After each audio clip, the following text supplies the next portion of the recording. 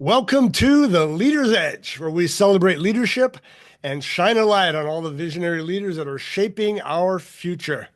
Hi, I'm HR Huntsman. I'm the founder of Leader's Edge, creator of the Leader's Edge Performance Engine and Leader's Edge University. And I am thrilled to bring you stories from leaders who are making a difference around the world. In each episode, we champion the innovative strategies, courageous decisions, and inspiring journeys of those who lead with purpose and passion. So whether you're looking to refine your leadership skills or you simply want to be inspired, my friend, you are in the right place. In this episode, you're going to meet Tim Jenkins. Tim is the founder and president of Gorilla Concrete Tools, the manufacturer of dustless concrete tools. Tim is a longtime inventor, and that grew out of a love for all things mechanical and a burning desire to consistently make things better. Gorilla Tools began in his garage in 2020, and it was created to make life easier on all the hardworking men and women that work in the labor force, as well as safer job sites across manufacturing and construction. Gorilla Concrete Tools reflects the heart of Tim with a deep sense of purpose to honor those who work hard in the trades. Thank you for joining my conversation with Tim Jenkins. Tim, thank you so much for joining us today on the show. I really appreciate your time, my friend. Yeah, no, I appreciate the invite. Absolutely. So let's just jump into it. You're the leader, founder of Gorilla Concrete Tools, but every leader that I ever talk to, work with, including myself, there's always a breadcrumb of trail or a trail of breadcrumbs leading up to that leadership. So take us back. What are the trails of breadcrumbs? What are the clues we could have seen that lead us to your leadership? Whew. I mean, I could take you back to being 10 years old tinkering, but take us back there. That would take us a long time. I would just say that school stuff like that was never my gig. Okay. But gears and shafts and the way things turn, that's always what's in my head. Okay. So I mean, always. It's been there forever. So I ran from it forever. Doing working for different companies and whatnot. But I always had a desire to tinker and make things that turn. So. Did you watch it? Was your dad a mechanic, or where'd that come from? Is that just DNA, or? Well, I mean, we didn't have a lot of money growing up, so my dad wasn't a mechanic, but he certainly had to learn how to fix the car so it kept rolling down the road. Okay. So I mean, I was, being someone that was around it all the time. I knew they weren't professional mechanics, but there was a lot of fixing going on in our house. Okay. So in my early years, I have a similar bent, and I can remember Lincoln Logs, and that went to erector sets and chemistry sets, and I was building radios. Like, what were some of the first things that you remember building as a kid and putting together? So, not so much a kid. I mean, we never could afford all the Lincoln Logs and everything. Okay, all right. But really more into my young adult life. Okay. I coached the kids in baseball. Okay. And we couldn't afford a baseball pitching machine. Okay. But I was a maintenance guy. All right. And we had, tons of stuff to make things that would rotate and spin. So I made the kids a baseball pitching machine. No way. And it was the ugliest, most unsafe thing you've ever seen. But it was really, when I was younger, I tinkered. But this was the first real attempt at making something substantial, I guess. Take us farther in your journey then. Where'd that lead to? How did you begin your professional life? Well, I mean, I was an auto mechanic. Okay. And, so going back when I was 17, working in gas stations. You're not really a mechanic when you're 17, you're a gas pumper. Right. But I've always been attracted to mechanics. Okay. So then as I got older and I continued to have jobs working for other people, I found myself working on stuff that I thought I could build this better than they could. All right. And then, so then it kind of festers up in you for a while of you're doing a lot of talking but not much doing. So next thing you know, I was a mechanic for 15 years. I had a few patents, I'm going to say stolen from me, but I had stuff that we didn't know anything about patents, but ideas as a mechanic that got borrowed from me. Okay. So I put that stuff on hold for a while as far as truly trying to invent my own things. Yeah. So I've really always been a tinkerer / inventor. Okay. but never made any money from it. Okay, all right. That's probably most inventors, I would imagine. Yeah. So I'm trying to think when it came about the second go around. So it's probably been 20 years, and we started making some other products that we're original beverage holder company. Okay. That is what OBHC stands for. Oh, okay. I was wondering about that. Yeah. So we beverage holders, we probably have sold tens of thousands, if not 100,000. Maybe not 100,000, but tens of thousands of. All right. So that's where OBHC comes from. Gotcha. Okay. So that was our metal fab shop. Okay. So And you told me beforehand that began in your garage. that began in the garage. Okay. In the garage that would, during a heavy rain, would flood out. Okay. And we would have to stand on pallets to work. Is that right? Yeah. So Microsoft began in a garage, Apple began in a garage, Gorilla Concrete Tools began in a garage. Absolutely, yeah. So give me the origin story. So you have your fabrication shop in your garage, and you're growing out of that, and people are coming to you and saying, hey, can you build me this? How did Gorilla start, the concrete tools that you're running now? What's the origin story there? So a friend of mine who I've known since high school came to me, and he actually remodels big warehouses. Okay. And they were doing a job where they had a bunch of cracks in the concrete. And they said, hey, we're going to fix all these cracks, and there's nothing out there, to router the cracks out. So I'm like, well, let me look around, because I'm actually pretty good on the internet. So I looked around. What I saw that was out there was just not good stuff. Okay. So we actually took some Unistrut. I don't know if you know what Unistrut is. I don't. Unistrut it's in every building. It's used to hang stuff with. Okay. It's like universal strapping kind of sort of. All right. But we spent a few hours making him a machine. He went out and did the job and came back a week later and was like, wow, this thing works awesome.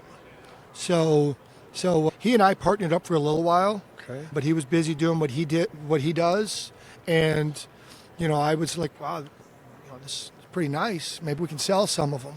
So me and my wife came to this show, 10, 15 years ago. Wow, okay. So husband, wife sitting at a 10 by 10 table with a little crack chaser. It's like, wow. So pretty overwhelmed. Yeah. Yeah. And where did it go from? Because now you're going from inventor to marketer, salesperson. Yeah. Eventually, we're going to need to talk about business owner. We're going to talk about leadership, development, and team, and all that stuff that some inventors and entrepreneurs aren't that great at. I'm going to ask you about that. So how did you go from inventor to marketer, salesperson? Well, I would definitely say that the inventor part was very natural. Right.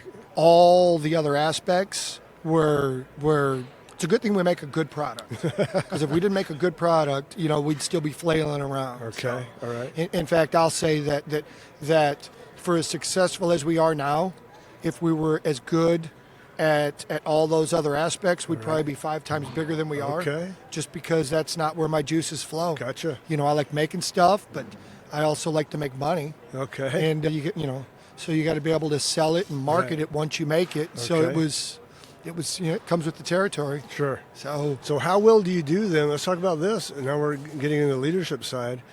If you're not good at something, you either suffer or hire people that are good at it. Yep. How well do you do at bringing people around you that are good at what you're not good at? Well, I'll tell you that 20 years ago, nobody would work for me. Okay, why is that? Pretty strong-headed. Okay. I've got ideas that, my ideas, we're gonna make it the way I want to make it, and if it Okay. doesn't work, well, it's on me.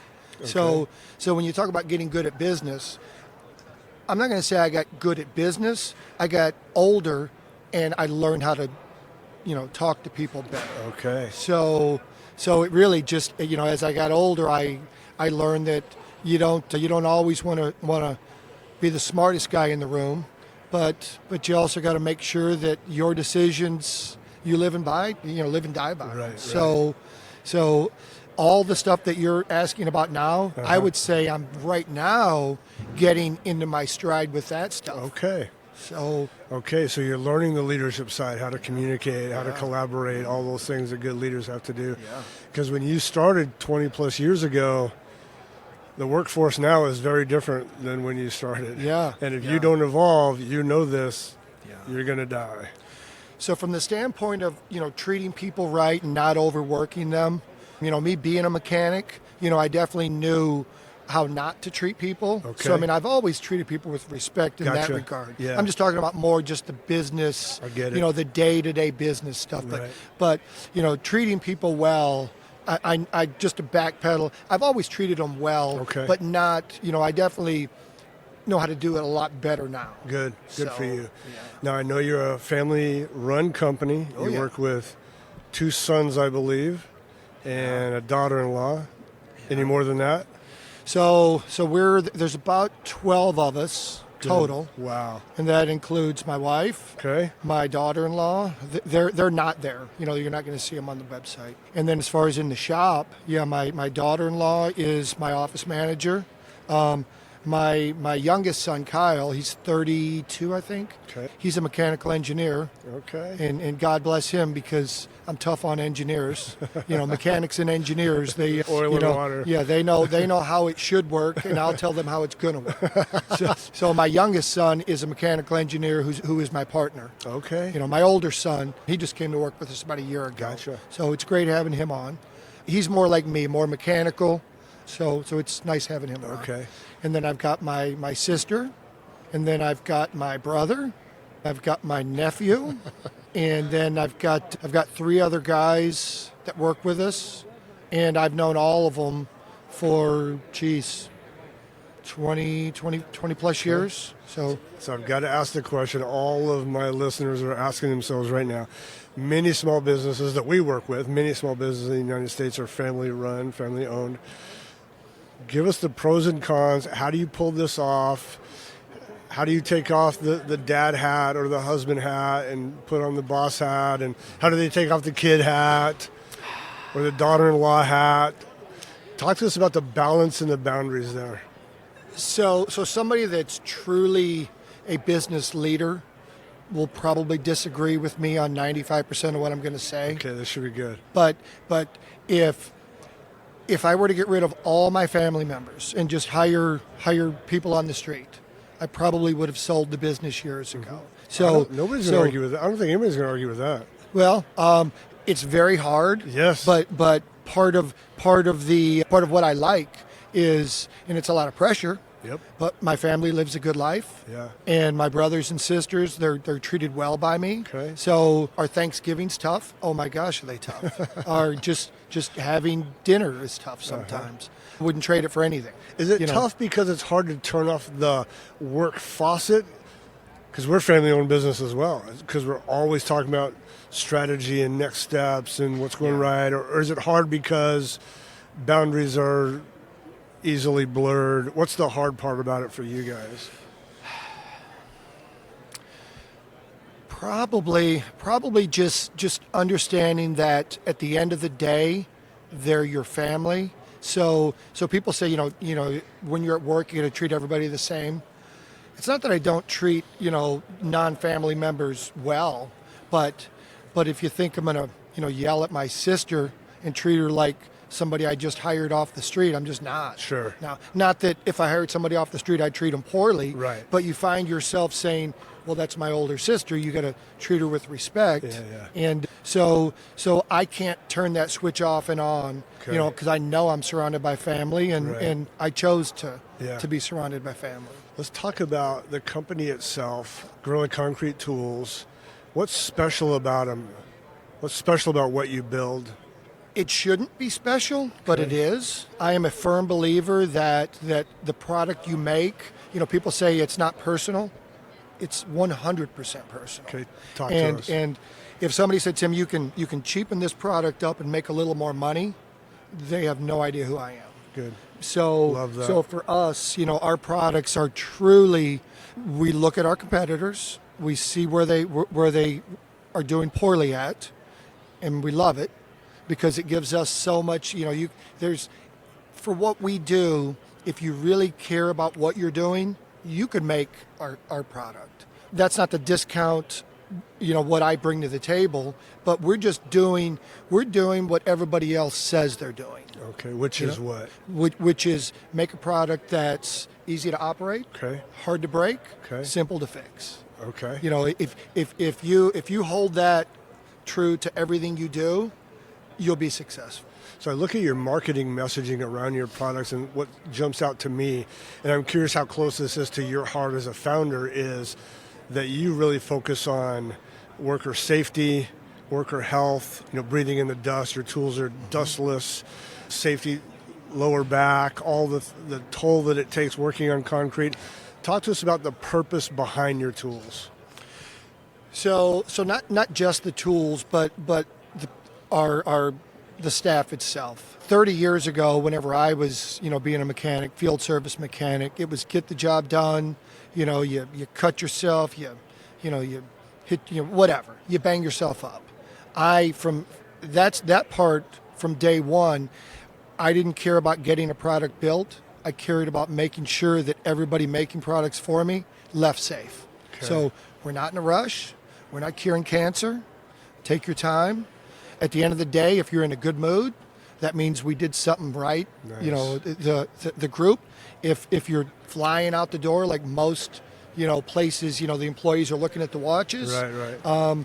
I view that as, well, they don't like it here. It's not a good place to work. Sure. So I'm really big on making people happy, the workers, Sure. or the employees. And at the end of the day, there's nothing better than seeing customers at a show that come up and, hey, I want you to know it's the best product, best saw I've ever used, or whatever we're making. Right. So it's just all about making the best that you can possibly do. And, How much did that come from your background being in the fabrication shop, being the mechanic, being the frontline person, working with the tools, not like a private equity who just comes in and buys something and want to turn and burn and make a big profit? How much it comes to you're the guy who rolled up his sleeves and got grease under his fingernails. Yeah. How much? Rephrase that for me. It sounds like you care deeply about the frontline worker who's putting this thing together, and I'm wondering how much of that is connected to the fact that you were the mechanic, you were the fabricator, you know what it's like to live on the floor, to work on the line. That's what it sounds like. Yeah. I don't think anybody can go to college, go in an office, and then relate to the people that's either using the equipment or building the equipment.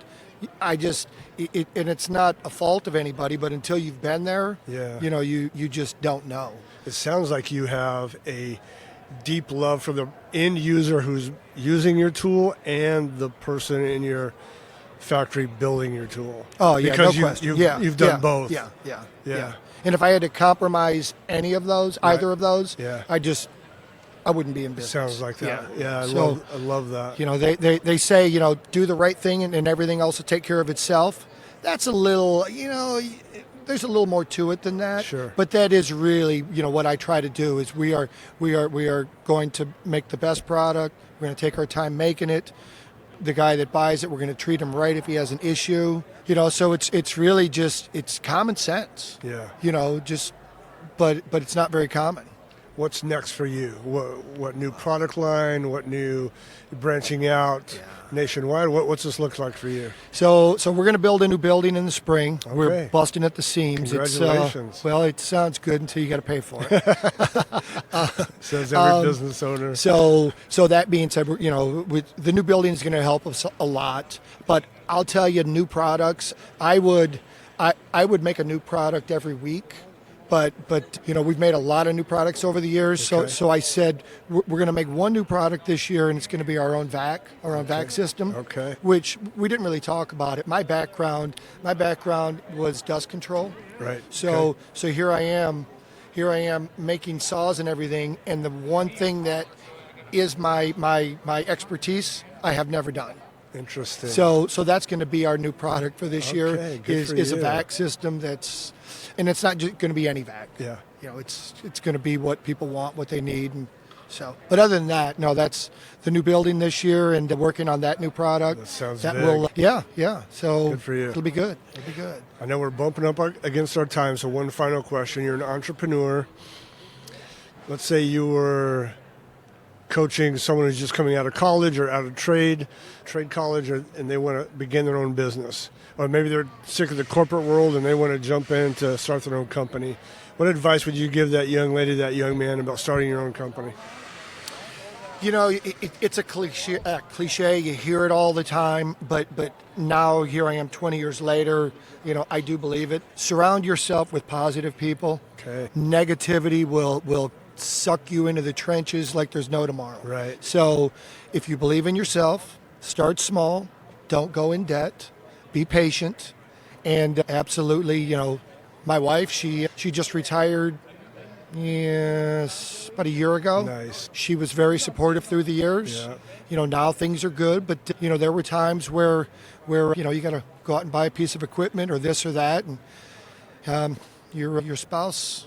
Yeah. You need a spouse that will understand, because That's if right. you don't, it's tough enough as it is. When Right. you don't have the support around you, it's real tough. So Tim, thank you so much for taking your time. As I shared with you, I share with all of our listeners, I believe that small businesses are the backbone of our economy and our nation. I believe that leaders change the world. Thanks for taking time to be on my show, sharing your expertise and experience with our listeners, and helping some other young leader build a great future. So thank you for your time, my friend. I appreciate it. Hopefully I make a difference. Absolutely you are. Thank you, sir. Well, that's it for today's show. Thank you for joining us on The Leader's Edge. I hope today's conversation inspired you to lead with even greater purpose and passion. My 3 big takeaways from my conversation with Tim are: number 1, purpose. He didn't set out to start a company. He set out to solve a problem for people working hard with tools every day. He wanted to make it safer for them, breathing all the dust, and easier on their back. That purpose turned into a fantastic organization. Number 2, quality. It was clear in my interview and my time off a screen with Tim that he will not compromise quality to make a buck. He wants his tools to be of the highest possible quality to honor both his brand and those who work with him. And number 3, integrity. Tim will always do right by his clients and those who end up using his products. His team carries the same messaging at all levels, and I respect that a great deal.